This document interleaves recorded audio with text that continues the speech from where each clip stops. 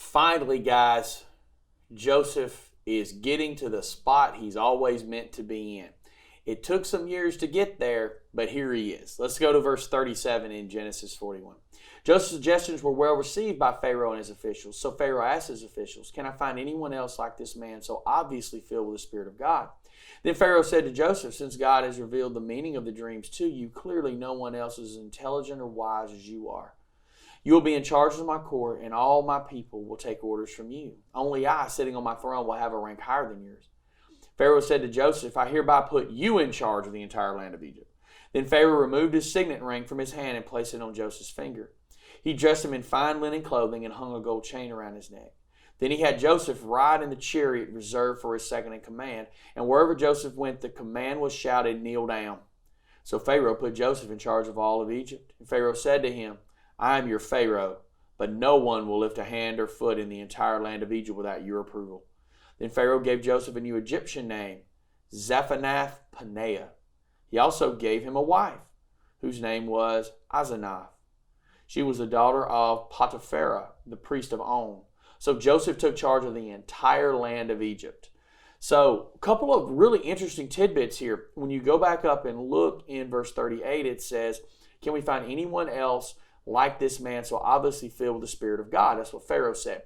And this is the first time in Scripture that the Bible talks about somebody being filled with the Spirit of God or the Spirit of God coming upon someone. So within Joseph, Pharaoh saw the hand of God, and he understood there was something unique, that God was upon him in a special way. And so he tells him the Spirit of God has come upon him. So Joseph has gone from the pit to the mountaintop, right? He was thrown in an empty well, an empty cistern by his brothers, and sold into slavery. He is now second most powerful man in the world at this time. Okay, he is second in command only to Pharaoh. Another interesting thing is he talked about the signet ring.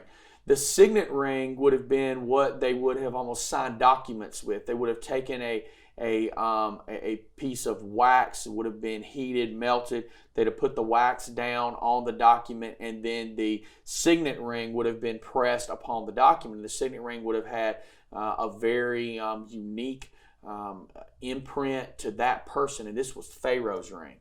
So basically, it was like him saying, "You have the right to use my name in everything that you're doing." So Joseph wasn't just second in command. Joseph had the authority pretty much of Pharaoh. Pharaoh told him, "I'm your Pharaoh, but everybody else is underneath you." So Pharaoh was the only one above Joseph. And it took him 13 years to get to this place. And what I love here is that I think Joseph always had the ability to do these things and to take on these kind of responsibilities, but the character had to be developed. And so God, over these 13 years, developed Joseph into this man of character that would be able to take on this responsibility and be able to handle it wisely. So God builds us. God, in His wisdom, sends us down different roads and down different paths to build us, to grow us, to strengthen us. That is, to me, the heart of Joseph's story. A man that trusted in God, and God took him through difficult things to build him to be the man that he knew he needed to be at the end of the day. And now Joseph is that man. The trials are done. Joseph now sits on a throne. People kneel when he goes by. What an incredible story of his rise to power. And it's not over yet. See you soon.